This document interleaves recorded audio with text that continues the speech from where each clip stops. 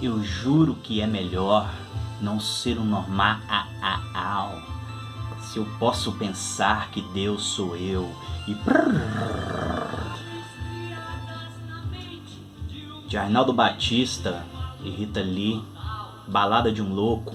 E por falar em louco, o assunto do dia, nosso 10º presidente, Delfim Moreira, governou por apenas 255 dias, pois, como nós falamos no vídeo anterior, ele era o vice do presidente que havia sido eleito, Rodrigues Alves, e que contrai a influenza, a gripe espanhola, e não toma posse.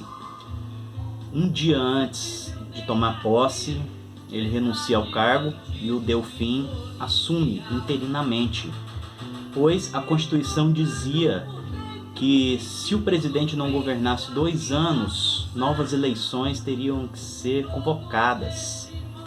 E aí o Delfim fica só nesse tempo ali para preparar para uma nova eleição. Delfim, mineiro da cidade de Cristina, chegou igual os pinguins do Madagascar, quando chega lá no gelo. Olhou para um lado, olhou para o outro, sabe, o John Travolta, mesma coisa, não sabia o que fazer. Caiu no colo dele essa presidência e ele não estava preparado. Então ele dá sequência a algumas coisas, alguns projetos que tinha começado ali com o próprio Rodrigues Alves, depois com o Venceslau, e ele estava tão inseguro que ele passa a pegar as coordenadas ali com o próprio Rodrigues Alves. O Rodrigues Alves, por conta dessa doença, ele muda para uma casa ao lado do Palácio do Catete. E o Delfim Moreira vai diariamente à casa do Rodrigues Alves pegar dicas, saber o que fazer. E ganha até a casa do Rodrigues Alves, ganha até o apelido de Catetinho, do que era ao lado do Palácio do Catete ali. E passa um pouco, o Rodrigues Alves morre em janeiro do outro ano. Ele morre por conta da influenza, da gripe espanhola. E aí que o Delfim Moreira ficou perdido mesmo, ficou mais perdido que a Damares no governo do Bolsonaro. Aí o cara não sabia o que fazer, ele chama um cidadão chamado Afrânio de Melo Franco, que era o ministro da Aviação e das Obras Públicas, para tocar o governo. E ele fica ali por trás, e quem comanda, quem dá as ordens ali é o Afrânio. Isso aí ganha até um apelido, né, da Regência Republicana, ou o Consulado Melo Franco, porque quem estava mandando de fato ali era o Afrânio. E nessa eles levam esses 255 dias, do jeito que dá para levar. Mantém, né, aquelas obras que haviam começado ali nos governos anteriores, de reurbanização. Ele dá uma controlada nas finanças, consegue segurar um pouco a onda ali, que o negócio estava feio, mas ao mesmo tempo também reprime as manifestações operárias, que estava a todo vapor ali, como a gente falou no vídeo anterior, principalmente em São Paulo, mas no Rio de Janeiro também pipocando. E ele não tem tamanho de levar isso aí, e reprime com bastante violência. Isso é um ponto ruim. Mas o governo foi muito curto, mas ficou marcado na historiografia por conta desses problemas mentais que o Delfim tinha. Ninguém sabe ao certo de onde surge, né? Se ele já adquire isso depois, desenvolve depois, o que acontece. Uns diziam que isso aí foi por conta de uma doença, arteriosclerose, que está registrado, né, na historiografia. Outros já falam que o problema dele maior mesmo era uma sífilis terciária que ele tinha.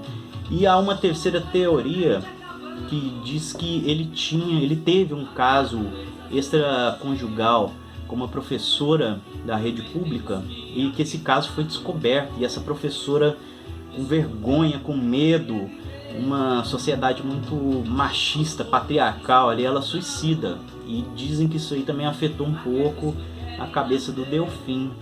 A gente não sabe ao certo. A gente sabe que eu fiz uma piadinha, uma gracinha aqui, mas não tem tanta graça, né? Esses distúrbios, eles é uma doença, e uma doença deve ser procurado o tratamento específico para ela, né? O padre, o pastor, o pai de santo, o médium, ele ajuda você espiritualmente, mental, cabeça, tem que ter uma ajuda médica. Então fica a dica, né? E viva o SUS. E algumas passagens um pouco engraçadas que acontecem assim com Delfim durante esses pouco mais de 200 dias que ele fica no poder. Um belo dia ele manda a guarda lá, né, dá um toque, não tinha telefone, dá um toque lá no responsável pela guarda dele para organizar os batedores. E o pessoal fala, mas não tem nenhuma cerimônia agora e tal. Não, eu quero ir ali na loja comprar um colarinho. E organiza como se fosse um desfile para ir lá comprar esse colarinho. Outra passagem engraçada também é que assim que ele chega no Palácio do Catete, ele olha pro jardim e fala, putz, dava para criar umas galinhas aqui, né? Tinha essas loucuras, né? Teve uma passagem engraçada também que ele não ia muito com a cara do prefeito do Rio de Janeiro e queria demitir o prefeito. Aí ele dá um toque no Afrânio, fala, Afrânio, eu quero demitir esse prefeito, que com ele não dá. Aí o Afrânio, olha, não vai ser tão interessante você chegar e demiti-lo, assim, sem uma desculpa e tal. Nós vamos fazer o seguinte, nós vamos reunir uma turma aí, todo mundo da política, todo mundo vai pedir demissão e você vai aceitando, aí o prefeito vai junto.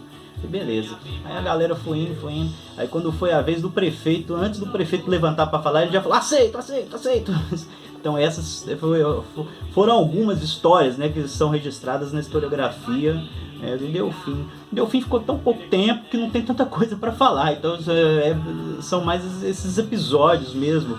Um que acontece também com o Rui Barbosa, coitado do Rui Barbosa, intelectual, um cara inteligentíssimo e nunca conseguiu se eleger. O Rui Barbosa marca uma reunião com o Delfim, ou o Delfim marca com ele, eu sei que eles tinham uma reunião e o Delfim deixou ele esperando 1 hora antes de atendê-lo. E segundo o próprio Rui Barbosa, em registros históricos que tem aí, olhava pela fresta da porta e toda hora aparecia o Delfim olhando e saindo, nem dando muita ideia. Então são essas coisas, né? Nesse episódio o Rui Barbosa até tem uma frase dele que fala, que país é esse que até um louco vira presidente e eu não. Brasil, Zil. Então, o governo dele foi isso. Continua algumas obras, reprime a classe operária, ali, os movimentos operários, e tem essas passagens, né, mais ou menos engraçadas aí. Acontece já chegando no final ali, que uma filha dele morre, e aí sim piora mesmo o problema dele. E pouco depois ele morre, mas aí ele já tinha saído, né, do poder, porque no tempo que ele ficou nesses 255 dias ali, o próximo presidente, que é o nosso próximo assunto, o Epitácio Pessoa, é eleito e assume, e é o que a gente vai falar no próximo vídeo, beleza? Hoje a gente ouviu ao fundo um disco do músico chamado Van Hiller. E tem uma história engraçada sobre esse músico comigo, que eu conheci numa cidade chamada Arujá, em São Paulo, em 2008. E fui fazer uma apresentação musical, estava com o instrumento, ele me viu e chegou para trocar uma ideia, falou que era músico também. E perguntou de onde eu era, né? Eu disse que era de Goiânia, Goiás. Aí ele falou, um conterrâneo seu me ensinou a tocar violão, Lindomar Castilho, conhece? Falei, claro, Lindomar Castilho, excelente músico, uma obra gigantesca. O ruim é que acabou com a sua carreira depois que foi preso, né? Depois que ele matou a mulher. Aí o Van Hiller vira pra mim e falou assim, eu aprendi a tocar violão com ele na cadeia. Escolhi hoje, não sei porquê, achei interessante. E a minha indicação de DVD hoje vai ao grande Serguei. Serguei é uma outra história também, que é um cara que eu tive o prazer de ter conhecido, e não só de ter conhecido, como ter me hospedado em sua casa, no Templo do Rock, lá de Saquarema, por 10 dias. E ficamos amigos. Ele faleceu em 2018, mas é um cara que hoje eu queria falar sobre. Então isso aí, até autografado aqui. Sérgio Augusto Bustamante, Serguei. Isso aí, pessoal. Valeu e até o próximo vídeo sobre Epitácio Pessoa.